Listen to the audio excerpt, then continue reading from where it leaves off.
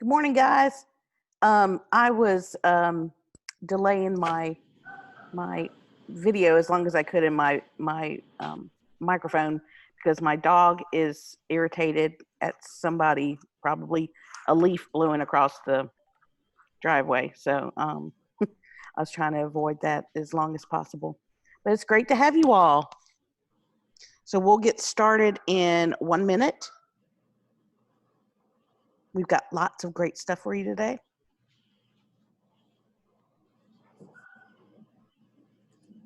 Okay, and yes.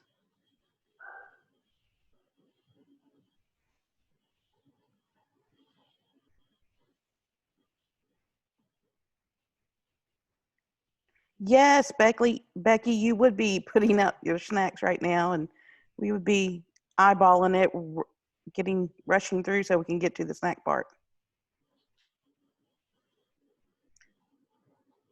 Okay, Princeton, you ready? I'm ready. Yay! Okay, hello, friends of GCEE. Welcome to our Economics and the Civil Rights Movement virtual workshop for 5th grade. Thank you, friends, for joining us today. We're excited to share a lot of great information with you. And of course, you'll be sharing some great information with each other because we're going to make this as interactive as possible. So I am Angie Battle. I'm the program manager for GCEE. I've been there for about a year now, full time, but I was in the classroom 26 years teaching mostly 4th and 5th and beyond. Both Princeton and I know where you're coming from. And that is my email address. So if you ever need, and of course you have my email address because I sent you the invitation. And this is Princeton Williams. It's good to be here with you guys today. So like Angie, I was a classroom teacher, but I was a classroom teacher back in that foreign land of Texas for 13 years. And then I've been with the Federal Reserve 14 years this summer. So I'm coming up on my 14th anniversary actually this week. So that's exciting. But my wife is a 3rd grade teacher, so she keeps me in line and reminds me, even though I've been away for a while, she keeps it real for me. You know, you might be wondering why the Federal Reserve is involved in something like this, because, you know, at first glance, civil rights and might not appear to be economics. But I just want to read you a quote from the president of the Federal Reserve Bank that came out last Friday. He said, I think that when he was asked in the Atlanta Business Chronicle about fixing what is broken in our society, he says, I think some of the first steps include knowing our history and understanding the structural barriers that have prevented us from achieving economic equality. You know, that's just it. I'm here to help you guys know that the world is not an equal playing field, and that economic equality is an important goal of the Federal Reserve Bank of Atlanta that we see as central to our mission of making sure that everyone has an equal economic opportunity.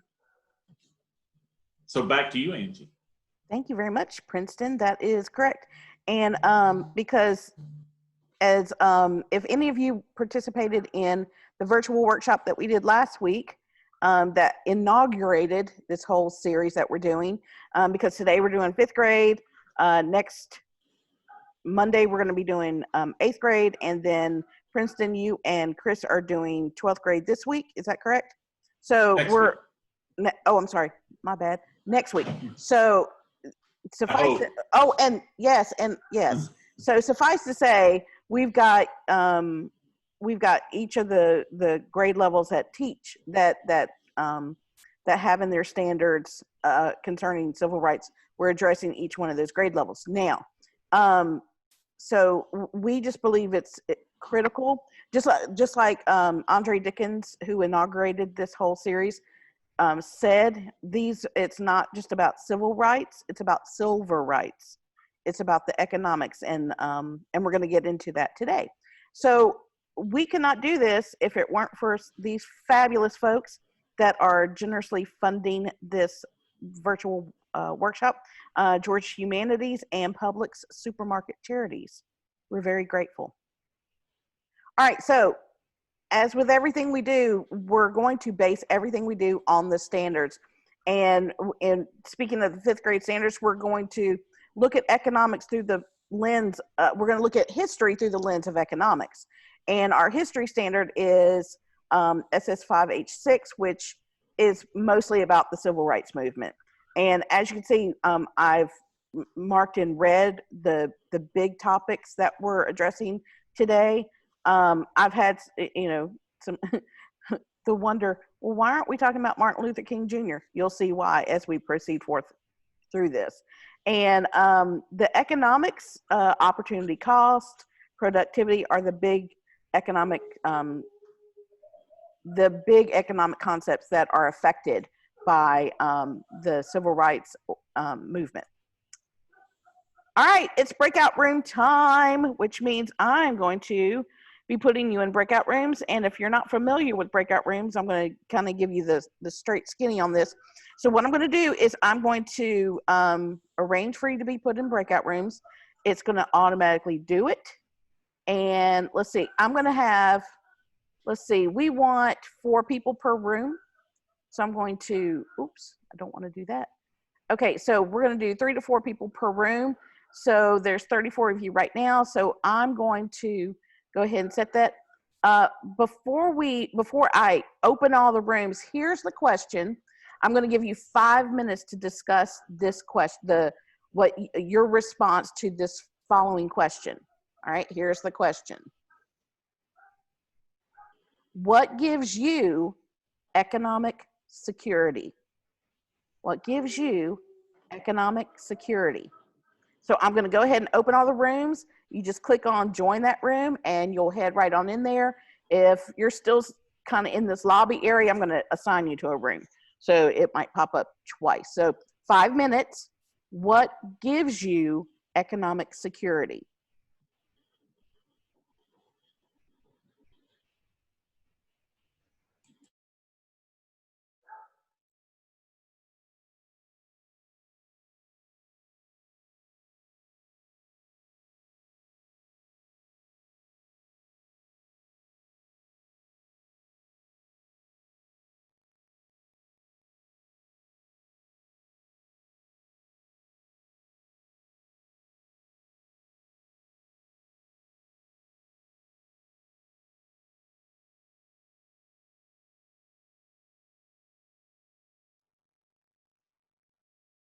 Go ahead and if you're still in the lobby area, go ahead and move into, just click on the join whenever the little pop-up message comes on your screen, just click join that room.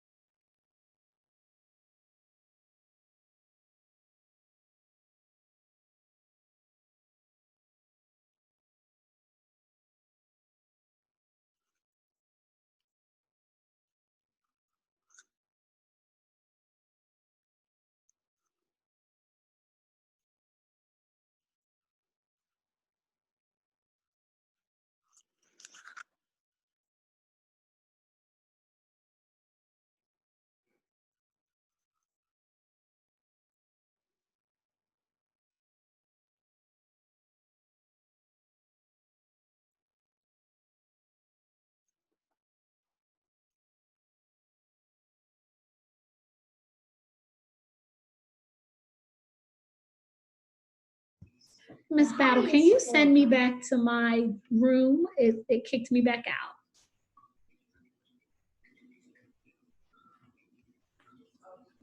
Sure thing. Let me find you on here. I was group 3, I think. Okay, let's see. Okay. Early. Okay. Oh, there you are. Okay. Oh, that's weird. It's not even giving me the, are you Earlene? Yes, I am. Okay, that's strange. It's not even giving me the option to move you. Oh. Okay, well, you know what? If you're in here with me, why don't we talk about it for the next couple of minutes? That's how we're going to solve this problem. So, what gives you economic security? Okay, well, I know my group, we were already saying, being able to have a steady paycheck, knowing that there's a way to make income to take care of your needs and bills. So, a job. A job, yep. Angie, can I join in with you guys? So I can Oh, go to the room? you sure can. Absolutely. First of all, good morning, Angie Battle. Good morning. Economic security. I would say housing. Oh, and why would you say that?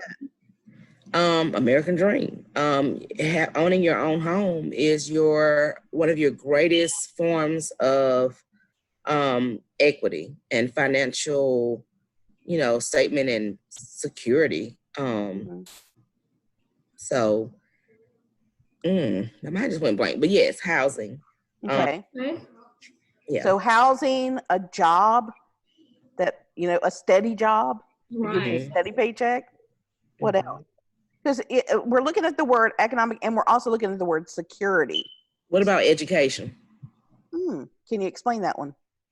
So if I am, I'm thinking career versus job. So if I have a career, that may be a little bit more long-term than jumping from a job to a job. Not saying that you don't have just a job and not a career, but my education puts me in a field kind of thing. And so that sometimes provides more economic security than so more options. More options. That's what I'm trying to go with. Yeah, more options. Okay. And advancement. Okay. Oh no, I think with everything that's been going on, I could easily hear some of my students and some of the people I know that are always saying, "Oh, look at teachers, you guys are always getting more education," but it's not necessarily what's going to give security for us. Right. Because, just thinking of even with other careers where you got the top managers or marketing or businesses where they're, I'm not being confrontational, I'm just saying, where they have a lot of high degrees or education and they were out of a job because their service wasn't needed anymore. It was put on a hold. So I guess that's the only reason when I thought about economic security, I was thinking more of the actual paycheck. How am I going to get money? Because a consistent, reliable, what we like to call recession proof. Right. Yeah. And well, for us as educators, for education, I was thinking more for us, the more degrees we have, hopefully, where you are, as you increase in degrees, from master's to specialist to doctorate, that's an increase. And also affords you sometimes affords you more lateral moves, which should increase, a raise should come with that, with a promotion. Yeah. I'm thinking more of degrees for us. For everybody else, exactly what you said. Yeah. I'm curious, Earlene, what school district are you from? I'm from Rockdale County in Georgia. Earlene, I think we know each other. Yeah, I was looking at your name. I was like, I think I know you. We did math stuff together. Yes, how you doing? Yes, I thought I knew your voice. Good morning. Good morning. Okay, guys. So what I'm going to do is I'm going to go ahead and put everybody on mute again. Okay. And then but then you can unmute yourself if you want to share out. Okay. Just pants.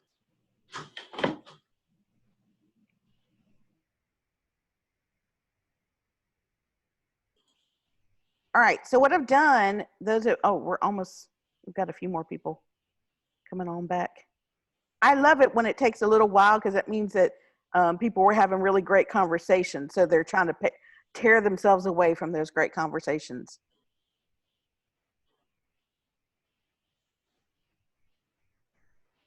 All right, so we're going to go ahead and I'm going to open it up to where you can unmute yourself and then, of course, mute yourself back when you're done speaking. But go ahead and let's share out some of the ideas that you came up with in your group. Would anybody like to share out?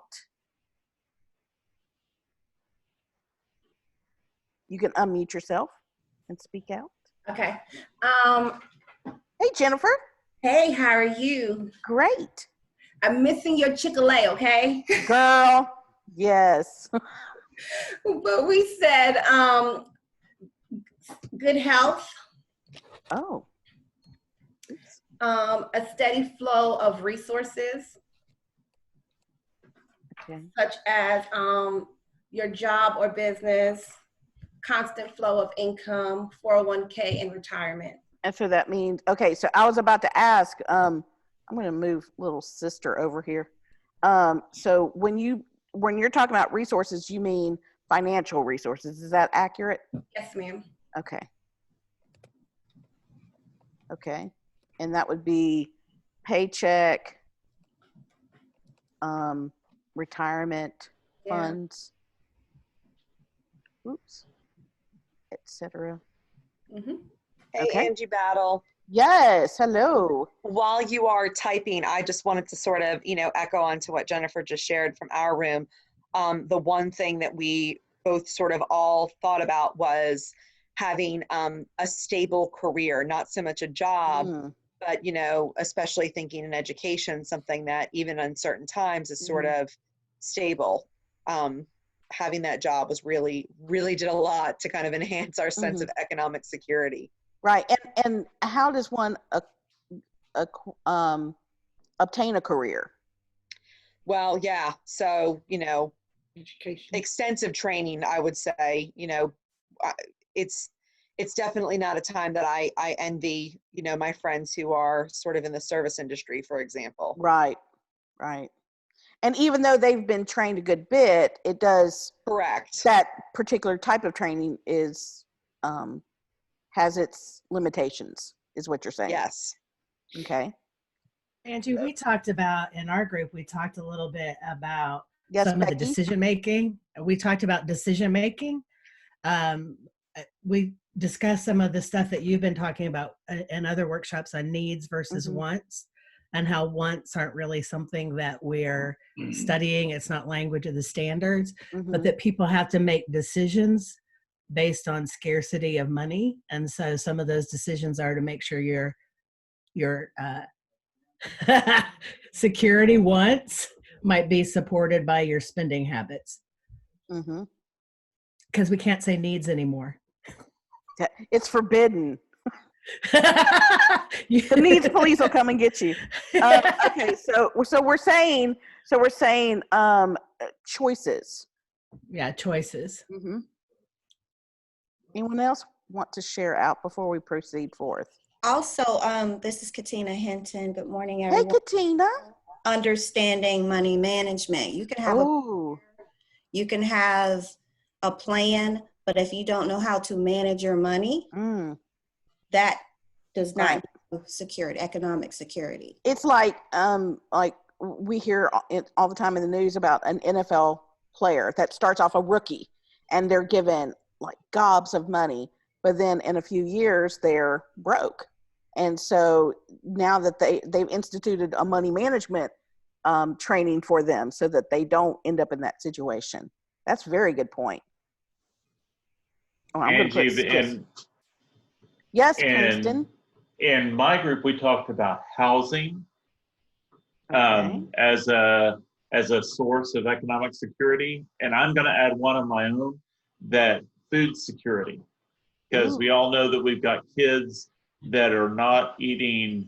We always worry every summer, and especially this year, we worry that kids are not getting the food that they need because of they're out of school and not receiving the free lunches. We can actually put that under the good health, right? I think we could. I think so. Nutrition. Hello, my name's Teresa. I just wanted to Teresa. add, in our group, we talked about weighing opportunity costs and safety. So feeling like you're safe in what you're doing. Oh. So you mean physical safety? Yes. Okay. Very nice. Okay, thank you guys. These are some great responses. Now, I want us to look at, let's just kind of review what we've gotten from our discussion. So we're talking about good health, and that includes nutrition. It also includes, I would say it includes access to healthcare, doctors, a hospital, a steady flow of financial resources such as a paycheck, retirement funds, and so forth, a stable career, and that is possible because of specific training and education. Someone's economic security may be based on the kind of decisions they make, the choices that they make, also their money management skills, housing, owning a house, renting a house, anything related to property, owning property, and then lastly, how you feel physically safe, and the opportunity costs associated with that. Okay, are we good? All right, so that is an important concept. The concept of economic security is critical to understand as we go into this discussion about civil rights. So, whoops,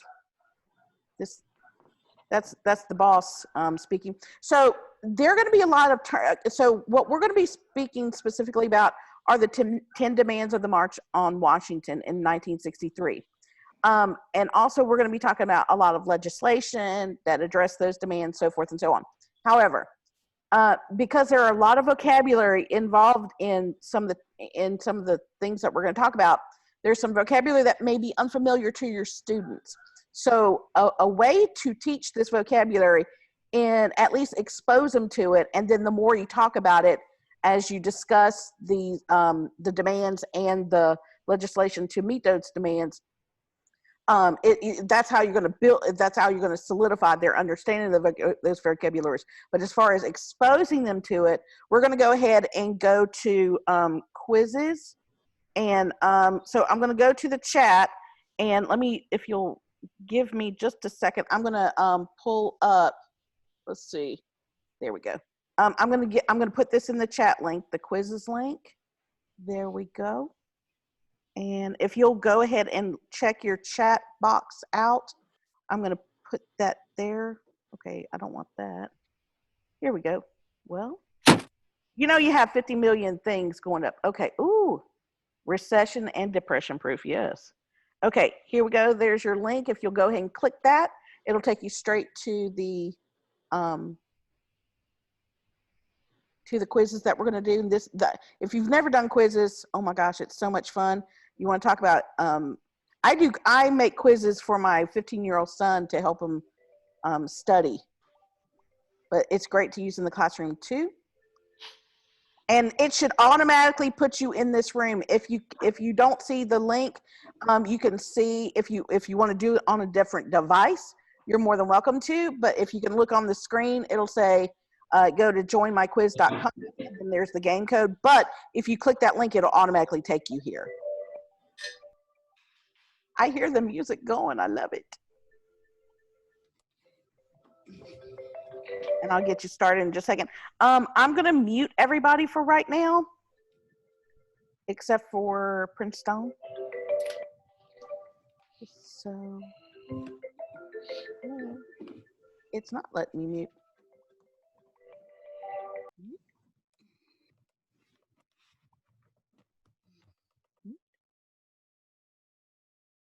Princeton, are you muted? I don't mean to mute you. I was. Okay. Oh, sorry. But now I'm not. There you are. Okay, good. All right. So we have 31 people out of 40 something. So we'll get started in just a second. Look at y'all. Now I have it set for you to go ahead and do, put in your names. I know if you, the reason a teacher to teacher point, the reason I use quizzes in a virtual setting is because you don't have to have two different devices to access this. Whereas with Kahoot, you know, you only have the colors that pop up on your screen, but you have to look at a separate screen to be able to do that. And that to me is a little bit difficult to do. It's a blast to do it in the classroom when you're in a face-to-face setting, but in a virtual setting, it's more practical to do it this way, I have found. And I know there are other quiz like Socrative and so forth, but QUIZIZZ just seems to be where I've found them. Okay, so we're going to go ahead and get started. I'm going to start this, and I'm going to let you go ahead and start answering the questions. If you miss one, it's okay. But here's what's also cool about QUIZIZZ is that you're given power-ups.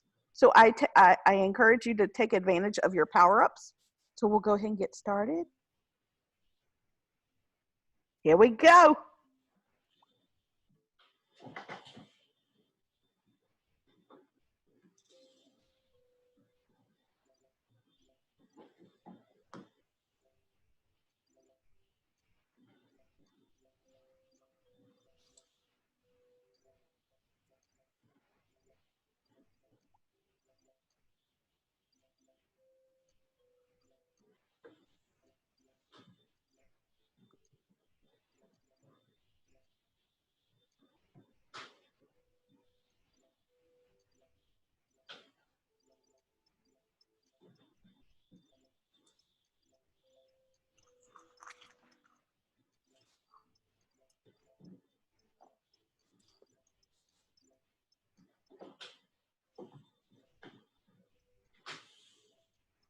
Tight race, Angie Battle.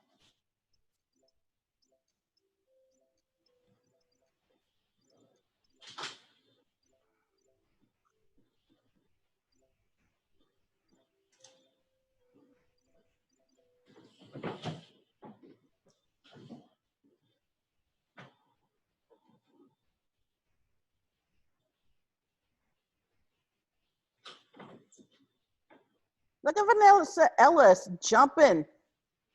That GCEETOTY jumping ahead.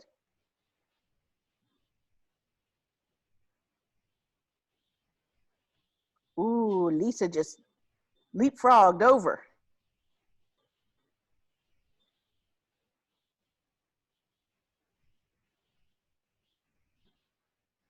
Let's see, and I can look over here and I can kind of see which ones.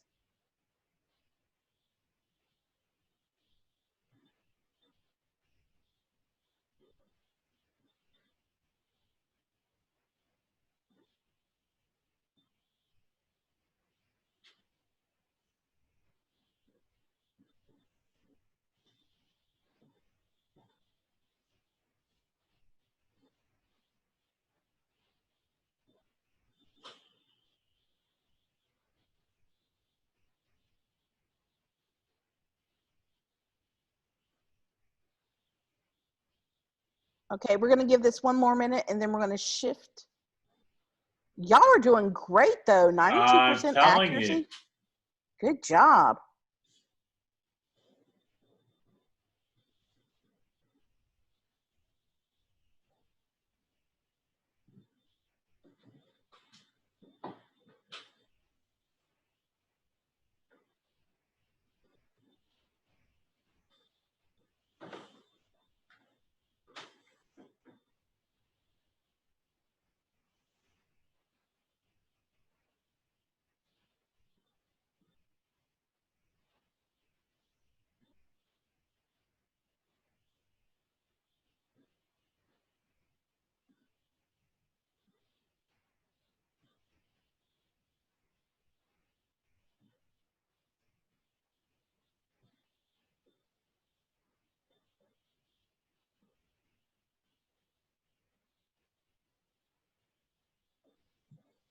Okay, about 15 more seconds.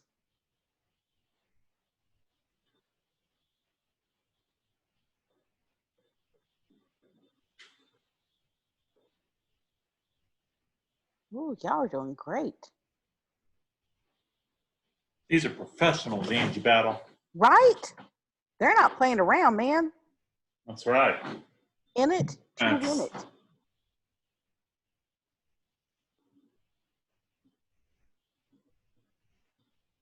Ooh, look at, I'm loving seeing all this leapfrogging going on.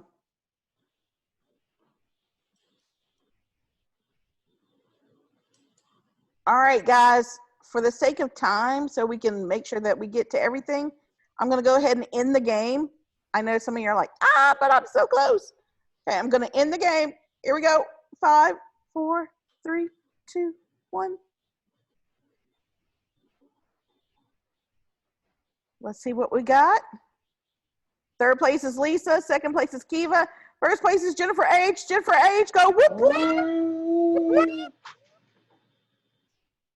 Okay. All right, so you could play again. This is something that took, what, less than 5 minutes? And your kids will want to play again, so gosh, let them.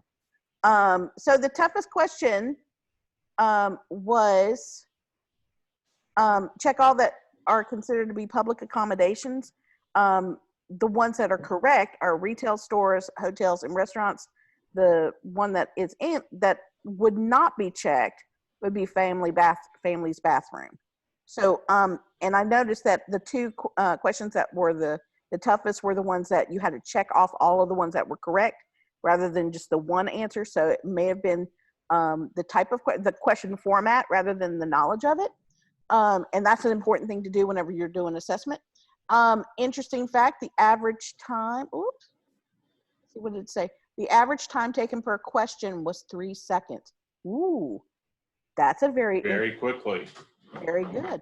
All right, so good job, guys. So now we're ready to go ahead and jump back in to the presentation. Let me move some things around so I can pull that up. Okay. Okay. All right. Let's see. Ooh, I don't know where all this business. Oh, it's wanting to save it, but I won't let it. Okay, so, all right, thank you very much. So, Princeton, take it away, my friend. All right. So one of those things that's in your standards is the March on Washington. And I want you to put in the chat box the first thing that you make sure that everybody teaches that you teach every year about the March on Washington. So put it in the chat. You guys know how to do chat. I know you do because you've all been saying good morning. Civil rights and it's how you pass notes. Stealing my thunder, but that's good. Jobs and freedom. Steal it. You guys are doing awesome. The date in August of 1963 that puts it in context. Who attended and where did it happen? So you guys already know the thing, but here's what I think is that sometimes we don't teach the whole picture about this March on Washington. So Angie, let's go to the next slide. So when you look at this picture, John Lewis having to edit the speech. Great. Ooh. That's an amazing local connection. That's amazing. So what's the first thing Thank you for helping us out for next week's 8th grade. That's right. Exactly. So when you look at this picture, what's the first thing you see? Put it in the chat. You guys keep that chat box open because I want to hear from you a little bit. Unity, MLK, arms linked, unity. Wow. Linked arms holding hands. These are awesome. Those are great. So let's zoom in a little bit, Angie.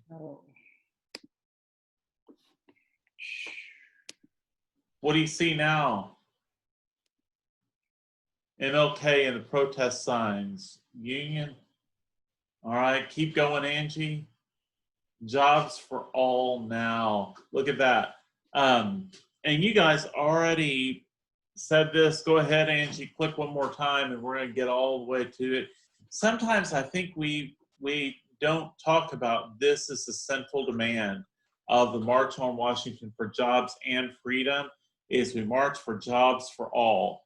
And that's what we're going to talk about today is how this is an economic concept.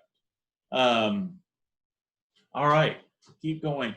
When you see this picture, I know when I see this picture, my thought immediately goes to the I Have a Dream speech. That's the first thing that pops into my mind. I mean, it's this monumental place. It's this moment in history surrounded by on this lawn and the reflecting pool that has been such an important part of our history. but I think of Martin Luther King. I mean, I might think next of Marian Anderson singing the national anthem, but it's really about the I Have a Dream speech. And what we're going to talk about today is more of that. That's a great question, Sally. To what extent is economic security a civil right?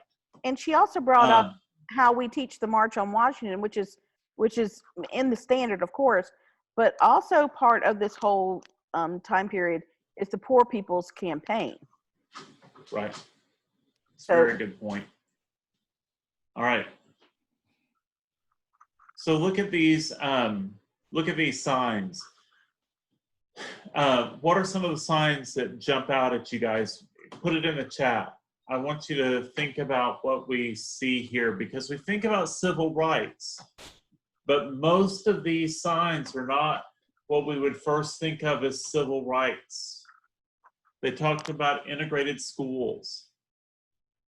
I don't know why, but I can't see any pictures. I don't see the pictures. Are you not seeing the screen that Angie is sharing? No, I just have a Zoom screen. Am I not? Try to minimize that. Hang on. Because let's see if this works. You might have to go back and click Zoom again. I lost her screen also, and then I found it there. Yeah. Does everybody have it now? Clicked on everything. Oh no. Yeah, we all see it. Okay. I see it. Well. All right, don't worry about me. I'll figure it out. we'll try to describe what we're seeing too. But yeah, that's a good idea. Lexi, you might have to, if you have to drop off and then rejoin, that might solve it. Okay. You know, if all else fails, turn it off and turn it back on, right? There you go. That's Tech 101. Okay. All right. So we're going back to this image of all these protesters, decent housing, jobs for all, an FEPC law. That is a Fair Employment Practices Law Commission, Fair Employment Practices Commission. It's an enforcement body. And so they're demanding a law that guarantees fair employment, first-class citizenship. You guys are doing it great. Think about how these demands are not the first, you know, we start thinking about voting, right? Equal rights, integrated schools. But think about this, and we're going to try to broaden your horizon about what the civil rights movement was all about. So go on to the next one. And, you know, the March on Washington was meticulously planned to emphasize the demands on the day. But what we don't forget is inside that program that listed all the participants, there were 10 demands. And what Angie and I think are going to contend today is that these demands are essentially economic demands. And that they, one by one, were grounded in the realities of the day before 1963, and that the civil rights legislation that you study all the time is a direct response to these economic demands from the March on Washington. And something that Princeton, I'm sorry, I was just going to say something we wanted to make sure that we let you know is that this was an all-day event, an entire day spent talking about. Well, they spoke about the demands, but also encouraging one another, and it was capped off with the "I Have a Dream" speech. But this list of demands was presented to President Kennedy that evening. Just wanted to throw that historical fact. Yeah, that's cool. So I'm going to show a little clip. I'm sorry. Yeah, you introduced this one, Angie. Okay, so I'm going to show a little clip now. During the march, they did Bayard Rustin, who was the organizer of the whole event. He did a reading of the demands and had the crowd respond back. So this is the only video that we've seen that I could access was this one. and it presents the first demand. And then we're gonna show you a really neat resource. So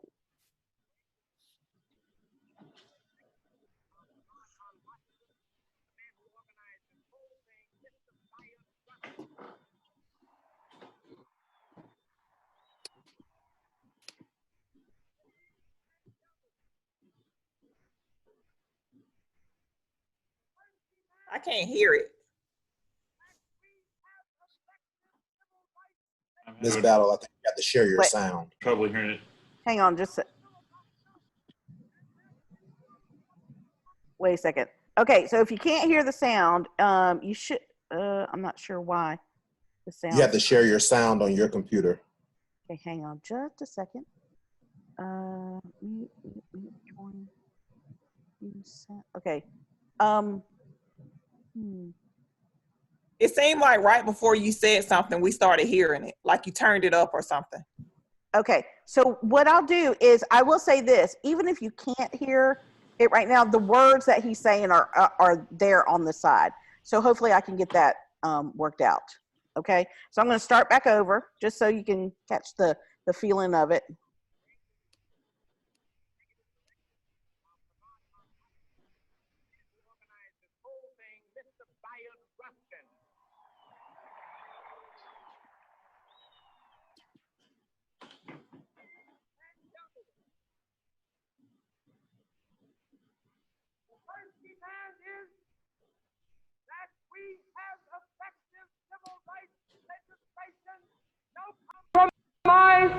No filibuster, and that it includes public accommodations.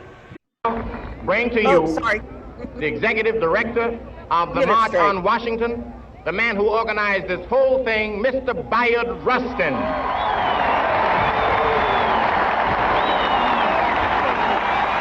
Ladies and gentlemen,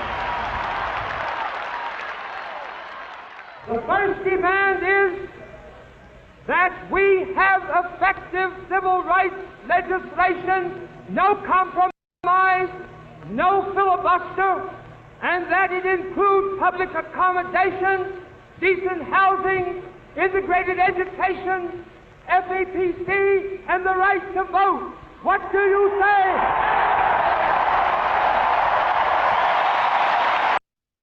All right, so we figured that out together. Thank you so much for your patience. All right, so that was. I want to say something on. Yeah, please do. So if you go back one slide, there was a really important there's two things here that I want you to think about. One is a teaching point.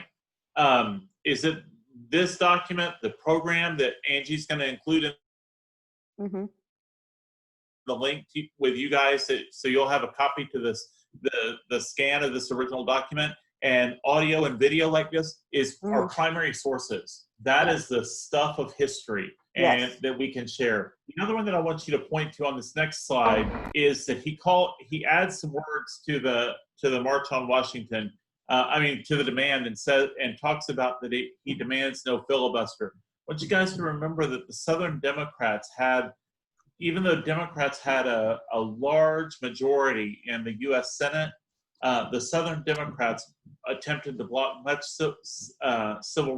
of the civil rights legislation by threatening a filibuster. So he's calling out directly to the Democrats and Republicans that were willing to break the filibuster to pass legislation. All right, so a great resource that we wanted to share with you is Open Vault from WGBH. It's a public broadcasting station, which is responsible for a lot of the programming on PBS. But this link goes directly to this section where Bayard Rustin reads out. So if I were to play this, it should work.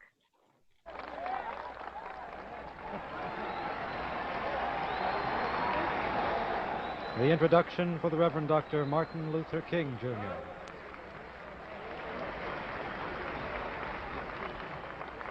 A philosopher of a non-violent system of behavior in seeking to bring about social change for the advancement of justice and freedom and human dignity.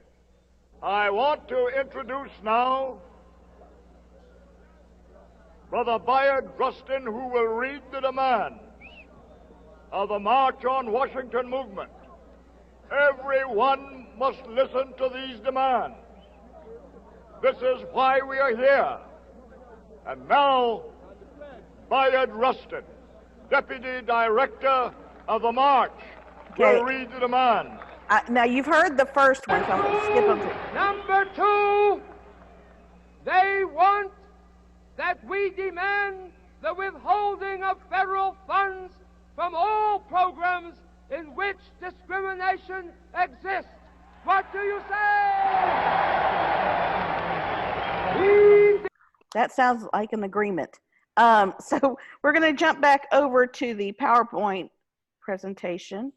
And what we want to do is we want to address each one of these demands specifically. And Princeton's going to share with you, and of course, you're going to have access to all of this, the PowerPoint, the links, everything we share today, you're going to have access to it. All right. So as Angie and I thought about how to take the 10 demands from the March on Washington to your classroom, we thought of a sorting activity. Now, a sorting activity depends on the fact that you guys might accidentally be back with your students at some point by the time you teach the civil rights movement next year. We certainly hope that that's the case. We're presenting it today in a way that's virtual, but here's our central premise: that there was a cause, there was a definitive reason that this a lacking of rights in society leading up to the march, and that cause, that underlying condition, led to a demand that was made at the March on Washington. Those are the 10 demands, and then we're going to look at which ones of those actually led to a civil rights accomplishment. And actually, it was remarkable how many of them led directly to a significant accomplishment in the civil rights era. Angie, anything to say about that? No. Are we good? We're good. All right. So we're going to go ahead and get started. Go ahead. Yeah, go for it. I think this is yours. I think that's what we agreed. All right. Yes, we did. Okay. So here's how we're going to do this. I'm going to show you the demand, and then we're going to talk a little bit about, and then Princeton is going to discuss with you a little bit about the background behind that demand. And then we're going to talk, and then we're going to see the demand again. And then we're going to determine, so what legislative or what policy change address that demand. Okay, just so you can know, and you'll catch the format as we go along. So the first one, of course, you heard Mr. Rustin express that they were demanding comprehensive and effective civil rights legislation without compromise, filibuster, so forth. The biggest things is public accommodations, decent housing, adequate and integrated education, and the right to vote. So these are, Princeton, you want to talk about these? Sure. So I want you to think about this in terms of public accommodation. So these are things that where there is not supposed to be discrimination in accessing things that are meant for the public. So I want you to think about what you're seeing here. I want you to look at the fact that there's a bus depot with a colored waiting room. There's a Jim Crow law from Oklahoma that requires that there be separate phone booths for blacks and whites. That railroads in Tennessee had to provide at least 2 cars for each passenger train so that there could be separate accommodations. Even the Georgia pride of Coca-Cola, that African-American customers weren't even supposed to use the same vending machine. So was there equal opportunity for African-Americans to access the things that were meant for the public? Well, of course there wasn't. So then Angie. All right, so we're going to discuss what addressed the demand. Now here's a question, and you can respond you can answer in the chat box with A, B, C, or D. But if we're talking about which one of these address access to all public accommodations? And we discussed what public accommodations were earlier. And a good way, you may be thinking, oh my God, there's a whole lot of words in here, Battle. That's a whole lot of words to read. You don't have to read them all. You can scan them and then look for something related to public accommodations. And then you could reread it more carefully to determine if that's truly what your response is. So I'm seeing a lot of people. Yes, Sally, you have a very good point there. So a lot of people are saying A. Let's see what the answer is.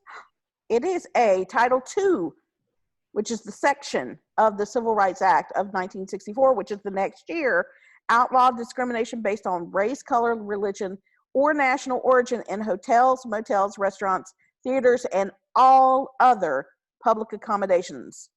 Title III prohibited state and local governments from denying access. So they kind of cinched that up, that you can't say, well, but we're just, my town's going to do it this way. No, Title III kind of stitched that to where that you couldn't have that, stitched up that loophole. So our next one is, go ahead. And Angie, I was just going to say that we talk about in all of this activity, we're talking about the various titles, especially of the Civil Rights Act of 1964. Those are still so much in the public discussion. So Title VII, when we get to it, we're going to talk about it, but Title VII was just in the news all over the place. Right. And Title II and Title III, you hear about that. So while that may be unfamiliar to your students, that is an important discussion point that they need to become aware of when that's referred to, that they need to say, what law is that that title is part of? So anyway. And here's the thing, and I know one of the concerns, is that explicitly stated in the standards? It doesn't have to be. What is specifically addressed in the standard is the March on Washington and the Civil Rights Movement. This is part of it.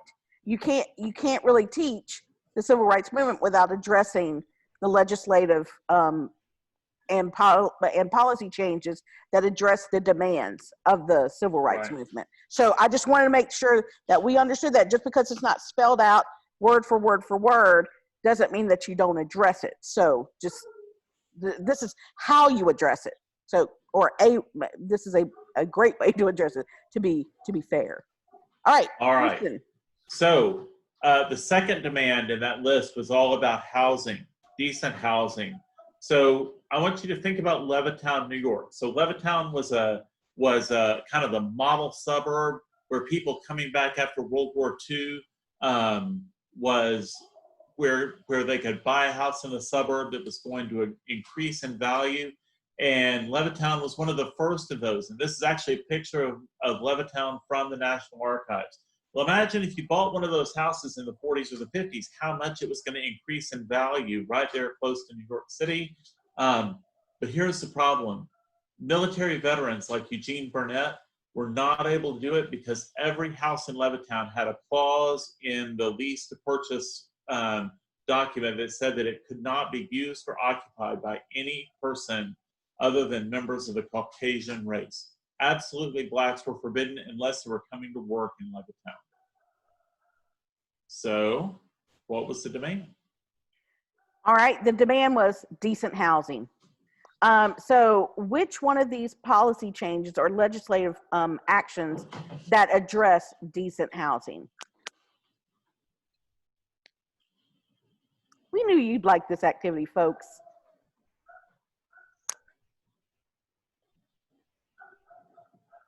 All right, smarties. I know what you did. You scanned over each one of them, and then you were looking for the word housing or a synonym thereof, and you conclude. And then you went back and reread it just to make sure that that's what you're talking about. And yes, you're right. B is the correct answer. And here's an important point on that one. There's more than one Civil Rights Act. So now this one is the Civil Rights Act that passed in 1968. And a section of that is called the Fair Housing Act. And we're going to come back to that because it's a big one. Because we're still on demand one. All right, so I'm going to let you jump into demand. So the third bullet point was all about Adequate. About integrated education. Adequate. Integrated education. Yes. So here's the public school for white children in Macon County, Georgia in 1936. Here's the public school for Negro children in Macon, Georgia in 1936. Is that integrated and adequate? Well, hardly, right? So say that's the 1930s. Maybe it's changed. We're going to talk about. Oh, I forgot. I keep giving away the story. I know, Angie. but shh. Okay. Spoiler. No, it's coming. It's coming, y'all. So what? There you go. So what address that demand? So we're talking about adequate and integrated education. Which one of these legislative or policy changes address adequate and integrated education? It is a good test-taking strategy. They are so good.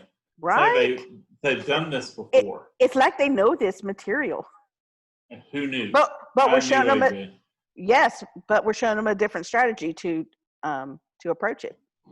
That's right. All right, so let's look at what the answer is. It is D. Title IV of the Civil Rights Act of 1964 enforced the desegregation of public schools and allow the U.S. Attorney General to go to court to enforce that desegregation. Now notice that all of these vocabulary words that your kids may not be using every day out on the playground or in the lunchroom, these were addressed in the QUIZIZZ activity you did, but the more that they see it, the more you discuss it, the more it's going to become part of their enduring understanding, and it's going to become part of their working vocabulary. Princeton. So the right to vote is a critical demand of the Civil Rights Act. And right there in Sumter County here in Georgia, I'll confess, I've been here 2 years and I'm still learning where all these millions of counties in Georgia are. So I don't have an automatic mental map in my head. So I made Angie put a map in there with where Sumter County was. But if you could pass the literacy test, African Americans still had to pass the character test before they could be given the right to vote. Look at some of these questions. How many people, how many voters in your neighborhood would have difficulty answering in your correctly house? Every single one of these? There you go. In your house. I mean, like I might get some of them, but how many votes does Georgia have in the Electoral College? How many of us would actually know that right off the top of our head? So, character tests, preventing people from voting. All right. So character tests were part of the voter registration requirements. Voter registration requirements, and that's very, very important. What gave you the right? What gave you the right to register to vote? Well, it should have been the 14th Amendment. It should have been the 15th Amendment. However, different states had different laws, and that was Georgia was one of them. So what addressed the demand? Yes, go ahead. And didn't the 15th Amendment guaranteeing the right to vote, didn't that happen before the 1960s? Yes, it did. I thought it did. I would even say it happened in the 1800s.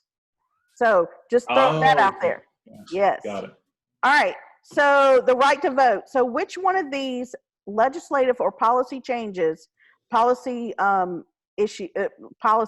changes address the right to vote for everyone? They're way ahead of you. What? Looky. Boom. Title I of the Civil Rights Act of 1964 prohibited. That means it did away with. It said you can't do it. Unequal. That's important. Voter registration requirements are not illegal. Let me just emphasize that. But unequal voter registration requirements are illegal and are prohibited by the Civil Rights Act of 1964. These protections were strengthened, I love this, in the Voting Rights Act of 1965. All right. Now we're going to get into the rest of the demands. Go ahead, Princeton. And we got 30 minutes, so we're going to go fast, ahead. but yes. we're going to do them all. We're going to do it. All right.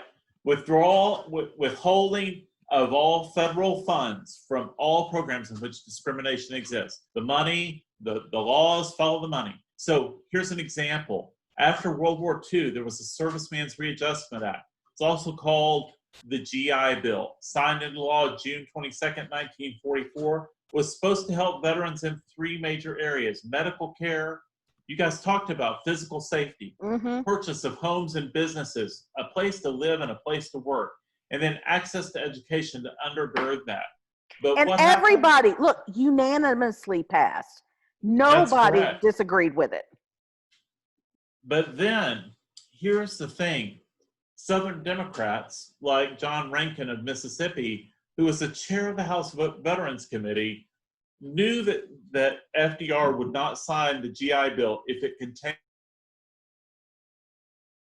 discriminatory language. So he put in this provision that said that the programs of the GI Bill were going to be implemented by the states. And here's the problem. That allowed the southern states to implement the GI Bill in a discriminatory way. So if you had someone coming in and wanting to sign up for education, well, who got sent to the university?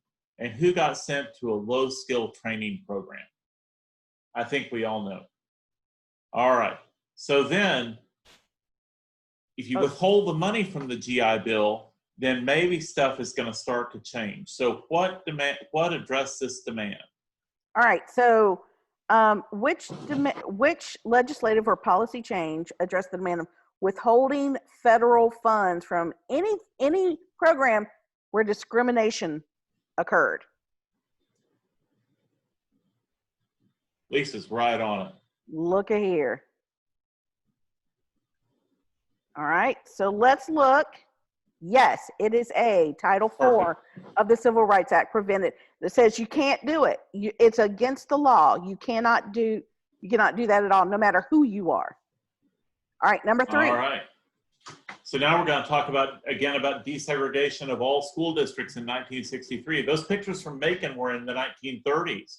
So it was all done, right? Well, let's look. So this was in 1950. Prior to Brown v. Board. Prior to Brown v. Board, that segregation was still required by law in all of those red states.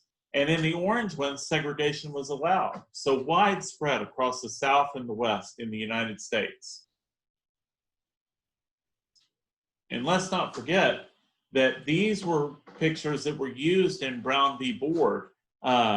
So 2 auditoriums from 2 different schools in the same community, very different outcomes. But now, Brown v. Board should have fixed everything, right? 1953, there shouldn't have been any of that. But look, we have the Little Rock Mine having to be enforced in 1957. We have Ruby Bridges in 1960, right? We know that desegregation didn't happen. So, Angie? So what addressed that demand? Desegregation of all school districts in 1963 and beyond.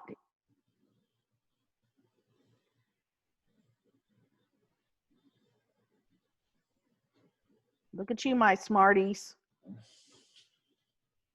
I saw you scanning and seeing desegregation of public schools. Yes, and notice what else it says. It allowed the U.S. Attorney General to go to court to make sure it happened. Yes. Number 4, enforcement of the 14th Amendment. Enforcement of the 14th Amendment. In other words, it said it was already there. It needed to be enforced. Reducing congressional representation of states where citizens are disenfranchised. Wait a second, are they inventing a new part of this? Princeton, were they inventing a new part of the 14th Amendment? It might sound like it. It may sound like it. So here's my thing. I learned this at the National Constitution Center.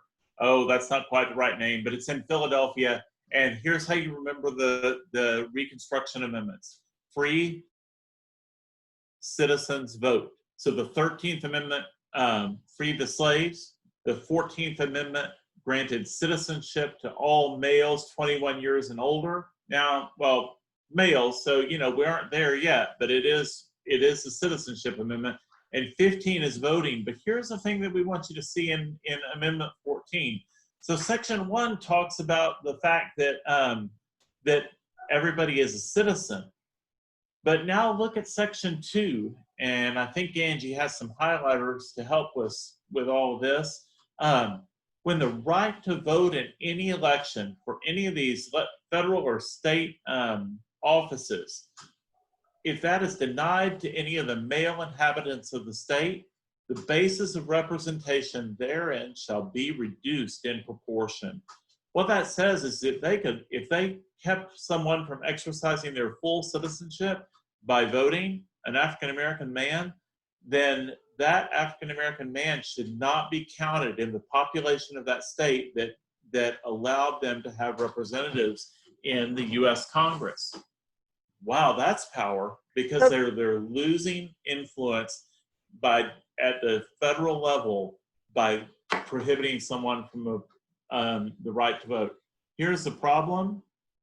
This statute, this Section 2, this remedy for discrimination has never been implemented. It's never been used. So the demand was just saying, do what you said you're going to do. Right. Just do what you said you were going to do. So. But then what was the demand?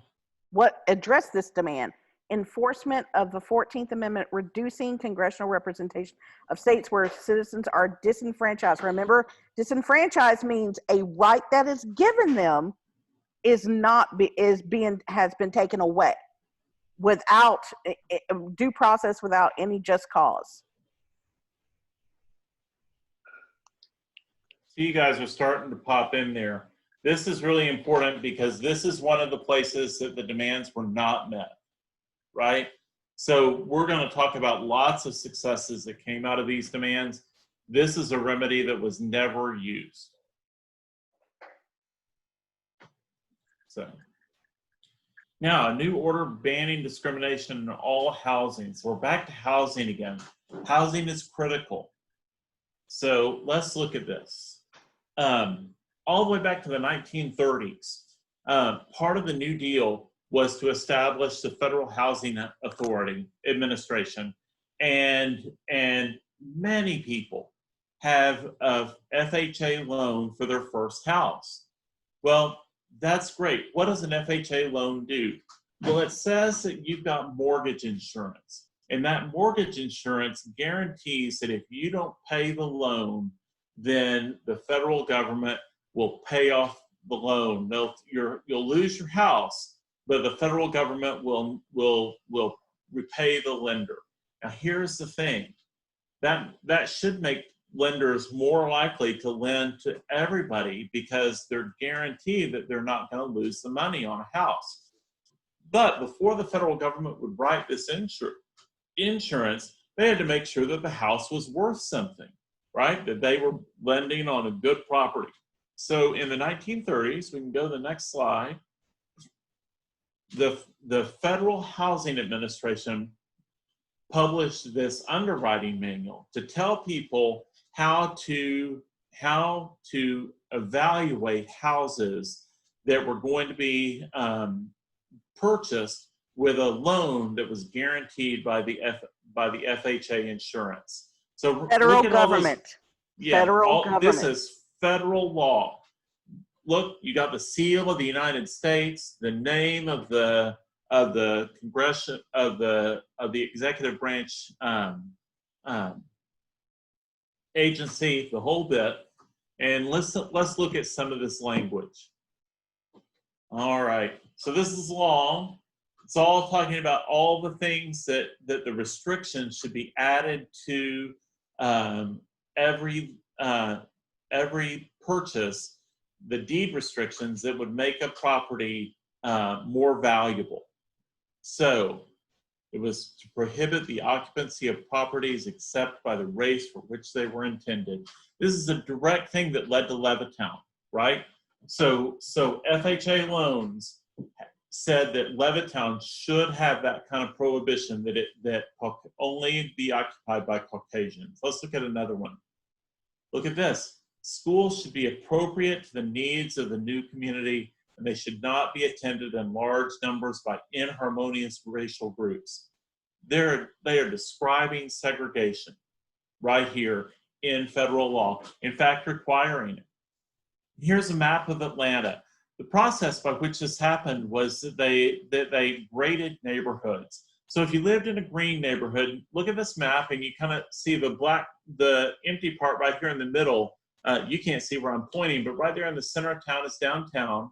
And up north, you see green areas. And out to the east, you see Druid Hills and a blue area. Green and blue were good areas. They were much more likely to get FHA loans in those areas. The areas where you were certain not to get an FHA loan was any area that was color-coded red. And look at where it's color-coded red. West Atlanta, South Atlanta, pockets around the city that were color-coded red. It's where the term redlining comes. It's where you draw a circle around an African-American neighborhood and you couldn't get a federal loan to purchase property in that. And so if somebody wanted to buy a house, couldn't buy it in that, and that led to flight out to the outer parts of town. All right? All right, so what addressed this demand of the civil rights movement that this kind of behavior is uncalled for? A new executive order banning, getting rid of discrimination in all housing supported by federal funds. Look at y'all jumping ahead. Nice work, guys. Yes, the Fair Housing Act. Now, Princeton, you were dying to talk about this earlier. So can you speak into this a little bit? Yeah, so this one is a really important one that your kids might not think about. But the way the federal government, this is really explaining how the federal government gets into this. So it's hard to, you can outlaw the way of what house a realtor shows, right? But some of that's harder to enforce, but follow the money. If you change the way housing is financed, if the federal government guarantees that every neighborhood has equal access to credit and FHA loans, then it goes a long way to supporting equitable economic outcomes across all the neighborhoods. So redlining, but you know what? This is still a problem. It was proven during the 2008 financial crisis that the most predatory types of loans were still offered in low-income communities, and particularly low-income communities of color. So we are still battling this. It's one of the primary jobs of the Federal Reserve to prevent this. All right. So, authority for the Attorney General to institute injunctive suits when any constitutional right is violated. Ooh, that's a lot of words. That is a lot of words. So, in fact, they even italicized injunctive suits in the demand. So what do you guys think is an injunctive suit? I want you to put it in the chat what you think an injunctive suit is. In your own words, how would you describe it?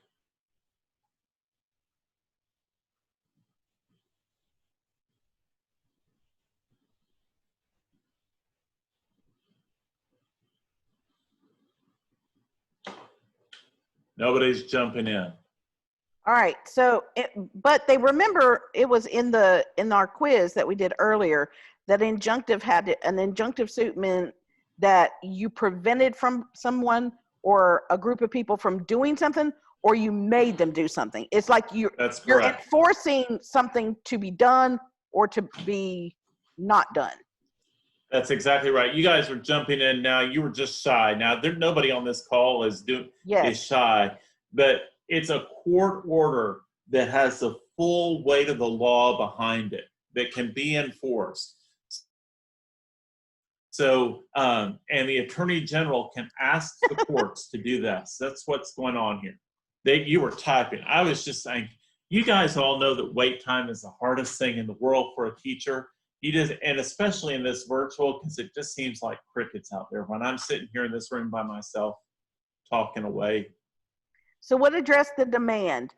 Authority for the Attorney General to institute injunctive suits or to make people do what they're supposed to do or not do something they're not supposed to do. Which one of these provided that?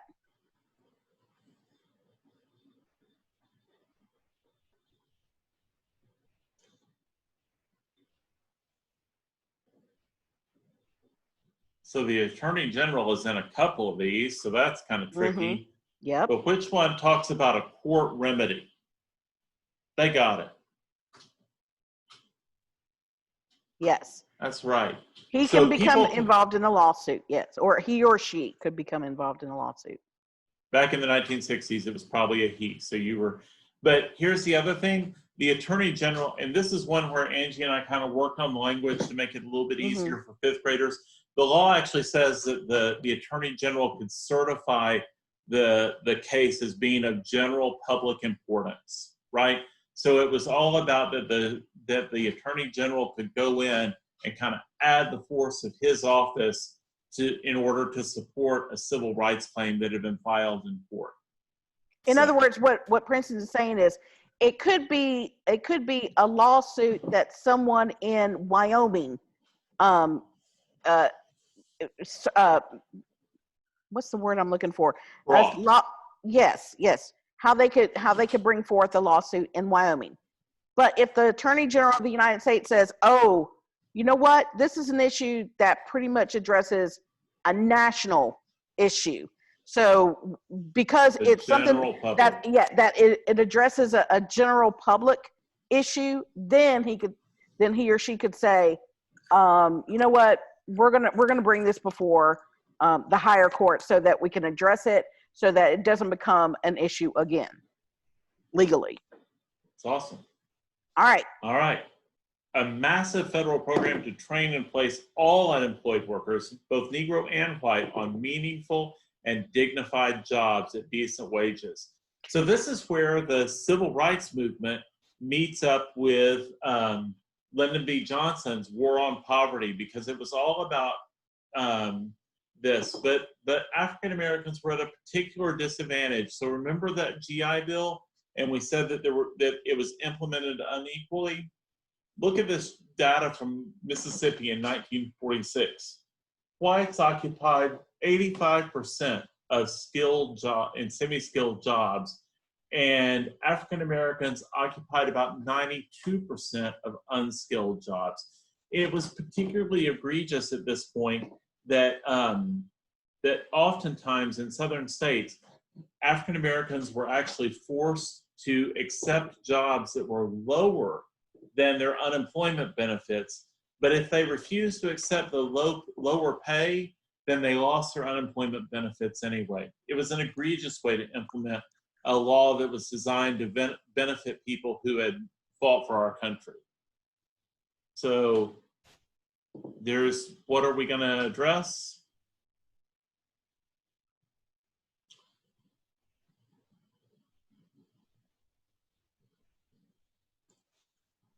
Trisha jumped right in there. You guys got it.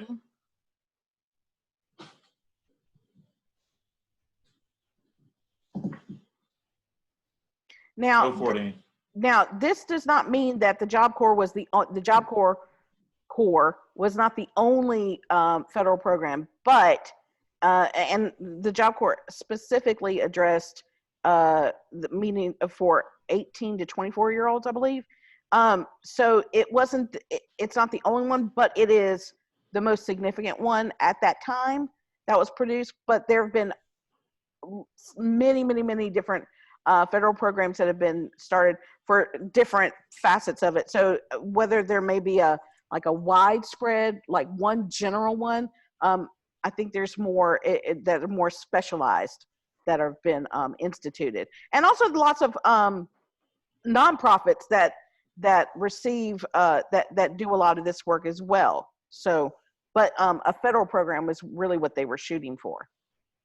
All right, a national minimum wage. Now we're gonna be kind of flying through the last of these, simply because of time, and we have to make sure we do have time for our survey at the end. But everything, right. But I do need to say that everything on here is going to be recorded, and I'm going to send you the link to the recording later. All right. So this chart looks at the national minimum wage that was implemented in 1938. And you know it's grown from 25 cents an hour to $7.25. But the line I want you to look at is right up there at the top. A wage is supposed to represent productivity. And if today the wage was moving along with productivity, you would see that in 1968, the minimum wage should have been $10.15 an hour. And today it should be approaching $20 an hour. And it's nowhere close. It's only $7.25. This is from the Economic Policy Institute. And it's a very interesting research, but you can look that up. All right, let's go ahead. In fact, they just wanted $2 an hour. So which one talks about minimum wage? You guys can see it. Yeah. D.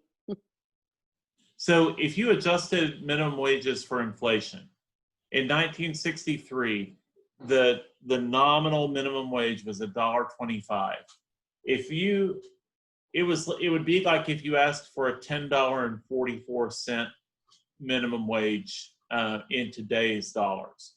If you talk about the one that they proposed, it was $2. It would be like asking $16.70 in today's dollars.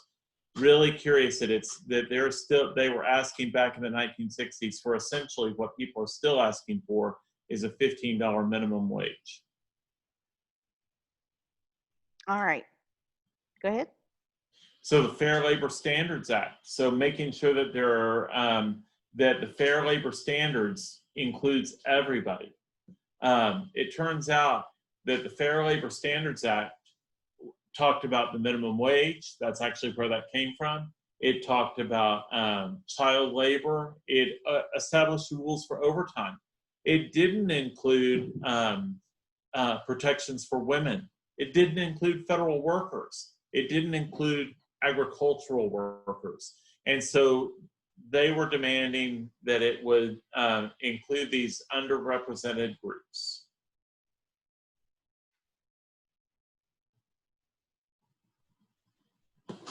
So which one of these address a broadened Fair Labor Standards Act to include all areas of employment?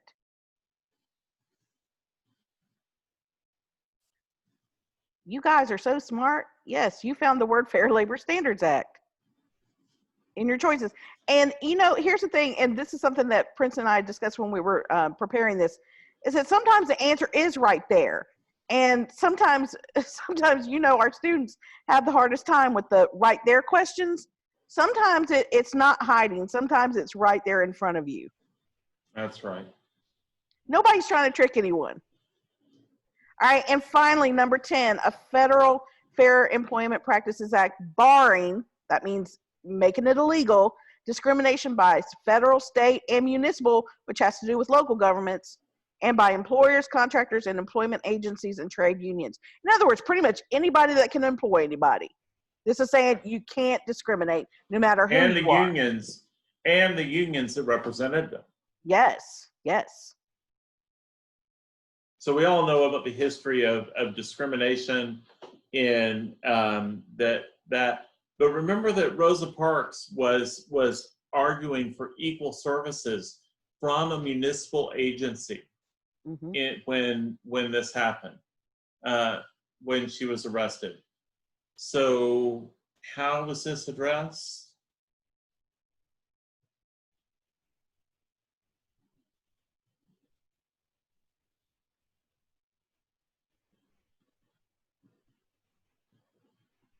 Remember, we're talking about employment here. And this is fair employment practice agencies. So you guys are going for the distractor, some of you. Title VII of the Civil Rights Act prohibits discrimination by any employer that has 15, and it's enforced by the Equal Employment Opportunities Commission and Fair Employment Practices agencies at the state level. And it turns out this is one of the ones that we were talking about earlier that I was getting all excited about. what just happened last week, it was actually really fascinating because the inclusion of the word sex in Title VII, that employers couldn't discriminate on sex, was actually a last-minute insertion by a segregationist. He thought that he could torpedo the entire Civil Rights Act of 1964 by promising that women had equal rights to employment. Well, it turns out it passed, and that one word has continued to resonate up through and including the Supreme Court case just a couple of weeks ago on employment discrimination based on sexual preferences and gender identity. So it's still that Civil Rights Act, that Title VII, that still has the force of law and is still shaping the way that our nation deals with discrimination today.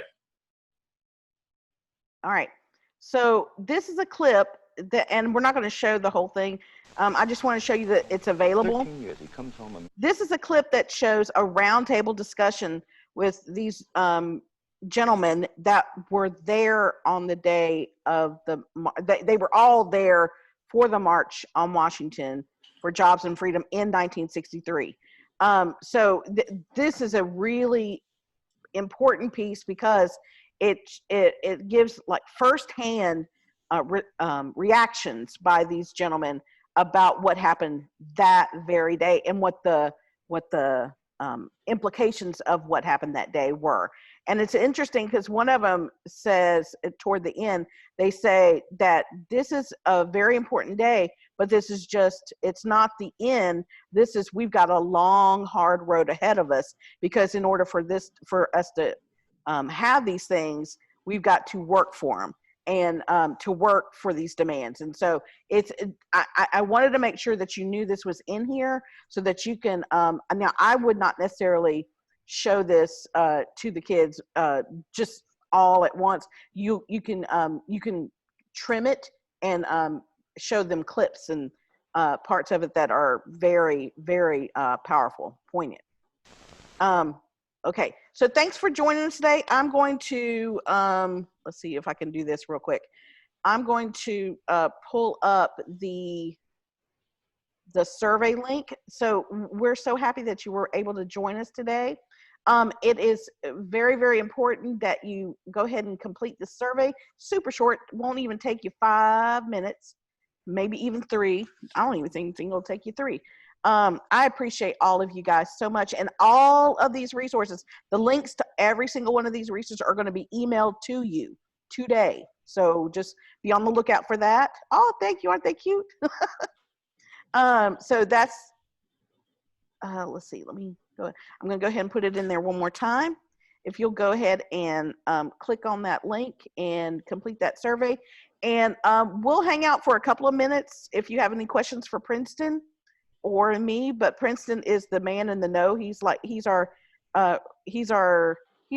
historian / economist friend who's an expert in all things like this. So thank you, Jennifer. You are amazing. Thank you so much for joining us. Yes, and you guys just feel free to unmute yourself if you have a question. Yes. At this point, we can just talk. Yes. Now, if there's a bunch of craziness going on at your house, like a dog barking or kids screaming and so forth and so on, you might want to keep it muted a little bit, but.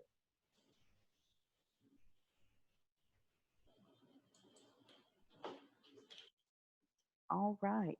Thank you, guys. And remember, I'm going to put in, Princeton, can you type in your email address in there?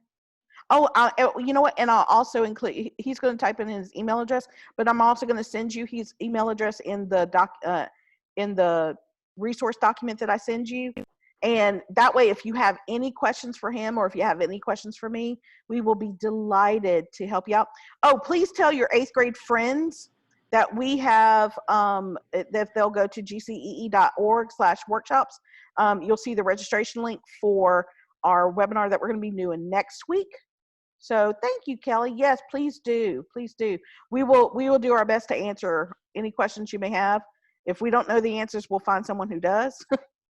But I'm just telling you, if Princeton doesn't know it, then the answer doesn't exist.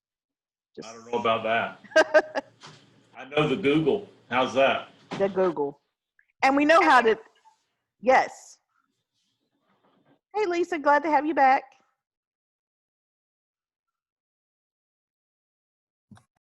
Sorry about that. Hey, Lisa, no, you're good, girl. We're just glad you're here. Okay. Thank you, Lonnie. We wanted this to be insightful. We wanted this to be purposeful, and for us to show that we're not having to make up anything for this. That it's all part of history. It's all part of economics. It is what it is. So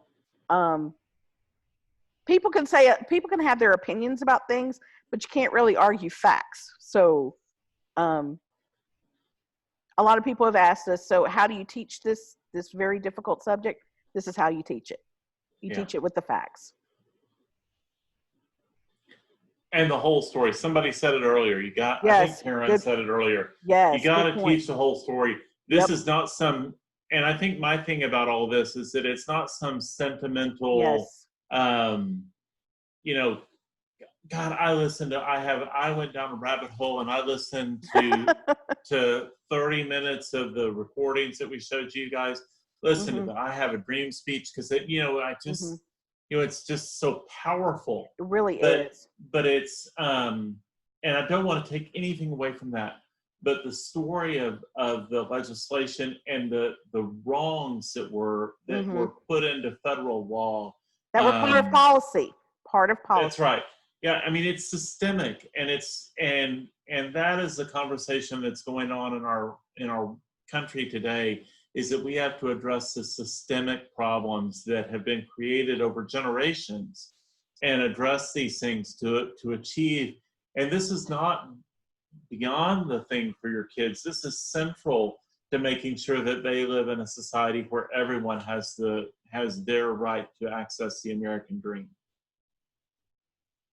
Oh, done. Shantia, yeah, I hope I pronounced your name correctly, because it's important that I do that.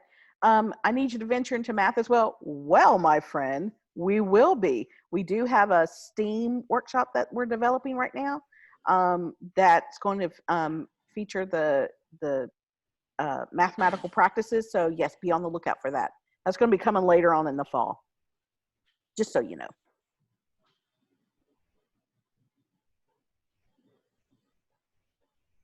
Anybody got questions? Y'all are talking in the chat, but if you have questions, we'd love to ask them, answer them, because Angie and I like to talk. Yes, we do. And I will tell you that both Princeton and I have learned a lot just in the more we've done this, the more we've learned about what went on as far as when they were making these demands and they presented them that night. And one of the things that they said, and Princeton, you probably heard whenever you heard. Kelly raised her hand. Hey, Callie, go ahead, girl. I can say. Thank you. I was finishing the survey, but while you're here, as we try to design resources for the fall that will work for any student that is in our class, wherever they are, whatever their family responsibilities are, using the free resources that you have given us, if you could give us a prioritized list of 1 or 2 things to keep at the forefront of our mind, what would you say? Prioritized list regarding civil rights specifically? Or, yes, regarding organizing how we will be teaching, period. I'm trying to build a resource now that will help me in the fall regardless. What would those priorities be in your mind? Now, if you're talking specifically about civil rights, I would say the 10 demands easily. Because that, even though that doesn't to me, it encapsulates what the goal was for the civil rights. It was very, very purposeful, very specific to those things, which, as we said before, when we talked about what economic security was, it addressed, though each one of those demands addressed economic security. Now, if you're talking about, are you talking about social studies as a whole as well, Kelly? I'm just talking very big picture at this point and trying to see any kind of guidance that you could give. Okay, as far as virtual, correct? Not necessarily virtual. So knowing what we don't know, if I can start planning lessons so that if I'm in the classroom, I can teach them. Right. And I'm so glad. Thank you, because that made it a lot clearer for me to be able to respond to you. This is what I've told people, and in fact, I was in the classroom for a good long time, and I still have my my text group friends that are in the classroom, and we've been talking a lot about what does this fall look like, what does this whole school year, this next coming school year look like, and I think the best course of action would be to design virtual lessons, think virtually, but that can be converted, like the one we just did, and we like to show by example. If you think virtually first, that can easily be transformed into a face-to-face lesson if need be. Whereas it's a little bit harder to go from face-to-face, taking a face-to-face lesson and making it virtual. Does that make sense? So yes, that's good. I'll keep thinking, and I'll email you some deeper questions. Yes, you. Absolutely. So let me add one thing. This is as we're all having to think about how the fall instruction is structured, this is a great opportunity, because notice the standard that we spent the most time on and talked about all the economics of this. We tend to teach like in little buckets. So we teach about history without thinking about the economics. And then we talk about economics without thinking about history. And this is a really good example where you're teaching economics all the way through. You're teaching government and civics all the way through your course. So this lesson, we have to make sure that we don't leave, my wife, has to said she gave short shrift to economics because it was planned for the last 9 weeks of school and she didn't see her kids, right? So economics is all the way through. So, we have to think about how we teach in an integrated way to make sure that we can compress coverage, but also we can go deeper, and it gives a more deep picture of all of these topics. I think does that make sense, Angie? Yes. And it makes sense to me too. Thank you. I will listing down more ideas and get in touch with you. Yes, please That's do. Perfect. Please do. Anybody else have questions? I was just writing a response. I said, the way the 5th grade standards are already written is that you have to integrate economics into them.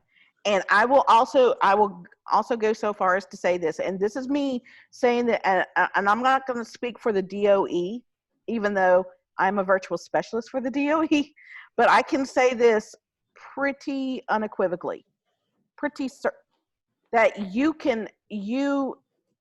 when it talks about the examples of the different economic things, you are not constrained. You are not, you don't have to just teach. When you talk about price incentives, you don't have to just talk about cattle trails. They're giving you, it says EG, which means example. You have to be able to show examples of these economic concepts in any facet of history, in any part of history, because that's how economics works. So it's like mathematical concepts work all the time, no matter which way. Economic concepts just are not just present. The economic concept of price incentive is not just present in cattle trusts, or opportunity cost is not just present in when you're talking about rationing during World War II. It goes across the span of history, and so it's very, very important that you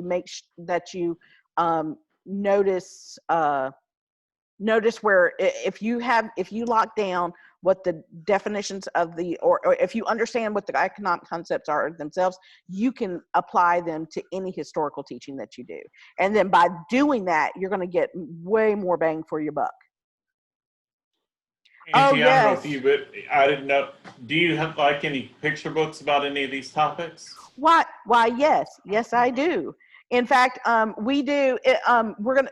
Some of y'all have been to a lot of my workshops, including our 4th and 5th grade workshop where we give you books, and we're still going to be doing those, and we're figuring out ways to do it virtually. But one of the books that we do is Memphis Martin and the Mountaintop, and it's I had all. it wrong in the.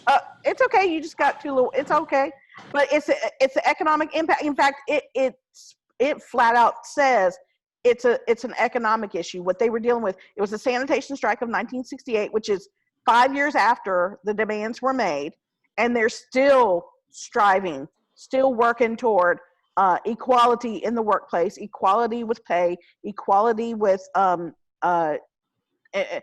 working against discrimination. Yes. Remember that the demand was that they would have that they could be represented by unions, and a central facet of the fact of the sanitation worker strike was their right to organize. So the whole, it's still going on 5 years later, that even after Title VII was passed, there's still discrimination in the workplace, and African American workers still didn't have the right to organize in the same way that white workers had. So here's what we're going to do, and Lisa, thank you, Lisa Printep, you know, you're my girl. So here's what I'm going to do is I'm going to set up a Padlet so that it could be like a little holding, like a depository for ideas for picture books, because picture books are the best, especially if you're talking about an integrated approach. So titles of picture books that address that are age appropriate, grade appropriate to what we're talking about, and then you can add it to that. Yay! And then, of course, I'll put several on there, and then you can add more to it and give a little blurb about it, and I'll include that in our list of resources, our digital resources that will be made available. Yes. Does that help, Kelly? Yay! Yes, I'm telling you, read alouds and using read alouds as a springboard into education is like a phenomenal teaching strategy, and more importantly, it's a learning strategy, because kids realize that a lot of times when we're talking about inquiry learning, they get interested because they're reading something, and it activates their curiosity about something, and then they want to find answers. So then we give them the resources to help find the answers to those questions. So that's what we want to do. Yes, I think that would be splendid. I will make sure that happens. Make it happen, Captain. Oh, and Princeton is a fount of knowledge as far as great books to teach. What's the one that we used with our face-to-face civil rights? Oh, Freedom Summer. Freedom Summer. Oh, and what's the other one that you have about the lunch counter from a little girl's point of view? Oh. You have it in your house, I bet. It's at my desk at 1000 North Peachtree that I can't go to. No, but I'm sure we can find it. I bet we can find it. But we're going to go ahead and make sure that you have access to all of those things, and that you can, and it'll be a dynamic resource, but it'll also stay in place. In other words, I'm not getting rid of it. So if you want to, like, oh my gosh, I can't remember the name of that book, you can go ahead and just go back to that Padlet, and it'll have it all in there. Oh yes, Ruth and the Green Book. Yes, Angela, fabulous, fabulous, fabulous, fabulous. That's fantastic. Yes, I got that on my Kindle, and there's, oh my gosh, the Green Book, anything related to the Green. Now, and that's another thing. There's nothing in the standard about the Green Book, but can you say that the concept of the Green Book is foreign to civil rights? No, it's all about public accommodations and equal access. And so, yes, please, please, please, please, please, friends, use these resources. If you know, you don't have to be so stuck. And I'm a stickler for standards. I really am. But I'm not such a stickler that I don't let it be prohibitive. If something will help me, if it says civil rights movement, by gosh, I'm going to use anything grade appropriate to teach the civil rights movement and economics and empowerment. Yes, yes, yes, yes, yes. Preach, preach. Ooh, freedom on the menu. Is that it, Princeton? I'm looking right now. I can't remember. That sounds right, Kelly. Yes, that's it. Yay, Kelly, you get the prize. Woo! You and Angela on are the good. Amazon. Thank you, friends. Okay, so I'm going to be sending everybody all of these, the links to all of these.